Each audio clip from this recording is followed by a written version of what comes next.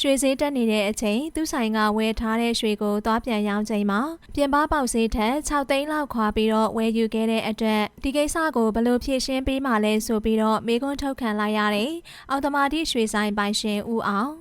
မင်္ဂလာပါပရိသတ်ကြီးရှင်ပြီးခဲ့တဲ့ဇန်နဝါရီလ29ရက်နေ့ကကမ္ဘာရွှေဈေးမြင့်တက်မှုကြောင့်မြမရွှေဈေးလည်းမြင့်တက်လာခဲ့ပြီးရွှေဈေးသိန်း120အနားထိကတ်သွားခဲ့တာဖြစ်ပါတယ်။အခုလိုရွှေဈေးတက်လာတဲ့အချိန်မှာရွှေဝယ်ယူထားသူတွေအနေနဲ့မိမိတို့ဝယ်ယူထားတဲ့ရွှေဆိုင်တွေမှာပဲပစ္စည်းမှန်ဈေးမှန်နဲ့တွားရောက်ရောင်းချခဲ့ကြတာလည်းဖြစ်ပါတယ်။ဒါပေမဲ့မြန်မာနိုင်ငံရဲ့အောင်မြင်ဆုံးရွှေဆိုင်ကြီးတစ်ဆိုင်ဖြစ်တဲ့အောင်တမာတိရွှေဆိုင်ကတော့လက်ရှိရွှေပေါက်ဈေးထက်6 သိန်းလောက်ခွာပြီးဝယ်ယူခဲ့တာကြောင့်ရွှေရောင်းချသူကစတမာအနေနဲ့များစွာနစ်နာခဲ့ရတာလည်းဖြစ်ပါတယ်။ဒီကိစ္စနဲ့ပတ်သက်ပြီးကွန်ရဆိုင်ကနေရွှေဆိုင်ပိုင်ရှင်ဖြစ်လာခဲ့တဲ့အောင်တမာတိရွှေဆိုင်ဦးအောင်တို့ပေးစာဆိုပြီးတော့ရွှေရောင်းချခဲ့သူကစတမာကအခုလိုပြောလာခဲ့တာဖြစ်ပါတယ်။အောင်တမာတိရွှေဆိုင်ပိုင်ရှင်ဦးအောင်ရေ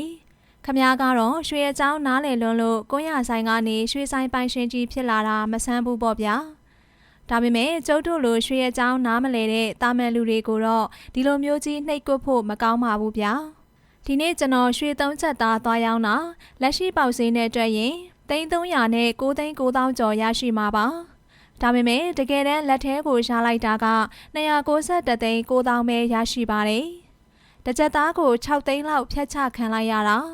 3 ချက်သားဆိုတော့18 သိန်းတောင်ကွာသွားတယ်ဗျာဒါကိုမင်းမြန်းတော့လေအစင်ပြေမှရောင်းပါဆိုတဲ့ပုဂ္ဂိုလ်ရေးဆန်တဲ့စကားနဲ့ပဲတုံ့ပြန်လာတာကတော့တော်တော်လေးစိတ်ပြတ်ဖို့ကောင်းပါတယ်ဈေးကွက်ပေါက်ဈေးနဲ့ဆိုင်ဝယ်ဈေးဒီလောက်ကြီးကွာဟနေတာဟာလူအများအပေါ်စေတနာထားရာရောက်ပါသလားစီးပွားရေးသမားဆိုတာအမျက်ရှာရမှာမှန်ပေမယ့်အခုလိုအခက်အခဲဖြစ်လို့လာရောက်တဲ့သူတွေအပေါ်အစမတန်ကောင်းပုံဖြတ်တယ်လို့ဖြစ်နေတာမျိုးတော့မဖြစ်သင့်ဘူးထင်ပါတယ်ဥအောင်ရေဟုဆိုကအဆိုပါရွှေ3 ချက်သားရောင်းချခဲ့သူကပြောပြထားတာလည်းဖြစ်ပါတယ်ကမ္ဘာရွှေတန်ဖိုးမြင့်တက်လာတာနဲ့အမျှမြမရွှေကလည်းနောက်ကနေအမြဲတမ်းလိုက်တက်နေတာဖြစ်ပေမယ့်ကမ္ဘာရွှေပြန်ကျတဲ့အချိန်မှာတော့မြမရွှေကဈေးကျဖို့နှောင့်နှေးနေတတ်တယ်လို့လေရွှေဝယ်ယူစုဆောင်းသူတွေကဝေဖန်ထားကြတာပဲဖြစ်ပါတယ်